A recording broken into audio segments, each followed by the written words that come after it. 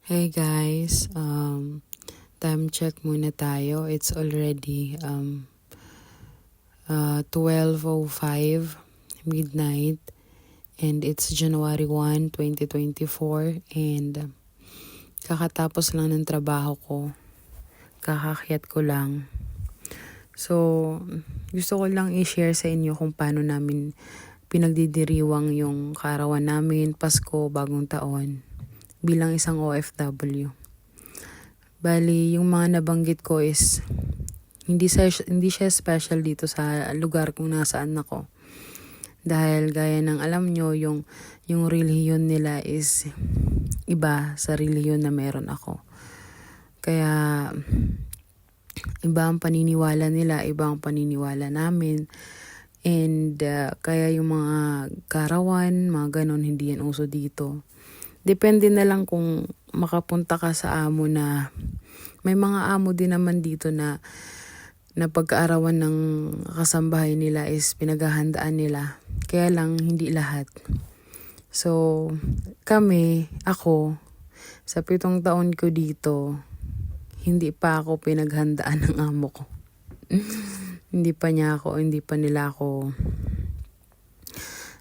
pinaghandaan. Ngayon yung mga kaarawan, Pasko, Bagong Taon, isa lang siyang normal na araw. Gaya ngayong araw dahil Bagong Taon, dapat tatawag ako sa Pinas para kahit man lang sana sa video call makasama ko sila. Kaya lang kanina tumatawag sila, hindi ko masagot dahil sa sobrang dami kong ginagawa. Kaya ngayon, pag akyat ko, pagod na yung katawan ko. Kasi pagkatapos ng 5 oras, kailangan ko na naman ulit magtrabaho. Tapos ngayon, kakakyat ko lang, kailangan ko pang maligo, maglinis ng katawan. Kailangan kong magpahinga. Kasi pagkatapos nun, magtatrabaho ako ulit. Pagkatapos ng 5 oras, magtatrabaho ako ulit. Ganun lang yung buhay namin dito. Pag aakyat ka ng madaling araw, tapos minsan kasi natapos yung trabaho ko mga 1:00 na. So aakyat ako ng mga madaling araw, tapos bababa ako ng madaling araw.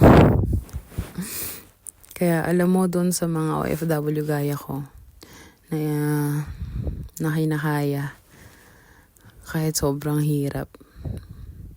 Kaya natin to. Laban lang. Para sa ekonomiya ng bansa. So ito, yung magulang ko kasi lumuwas sila ng Manila and 9 days or 10 days lang sila nagstay sa Manila and nag-decide na silang umuwi dahil gusto nilang magbagong taon sa bahay namin. Kaya ayan, pagdating nila kahapon galing biyahe, tumawag ako. Kasi alam ko na walang kasiguraduhan na makakausap ko sila sa New Year dahil sa sobrang daming trabaho. Kaya ayan, kwentuhan lang. Diyos ko. Hinihigab na ako.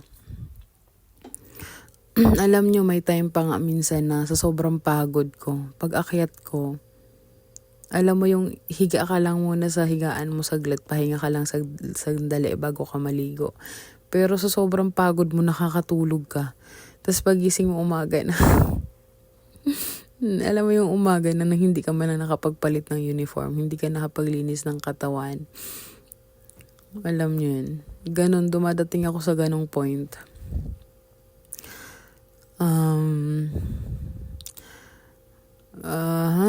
Yun lang.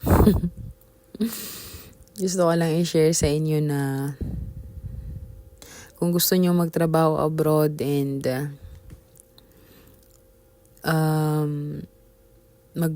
kada birthday nyo dyan sa Pilipinas, make sure na isi-celebrate nyo siya kasama yung pamilya nyo.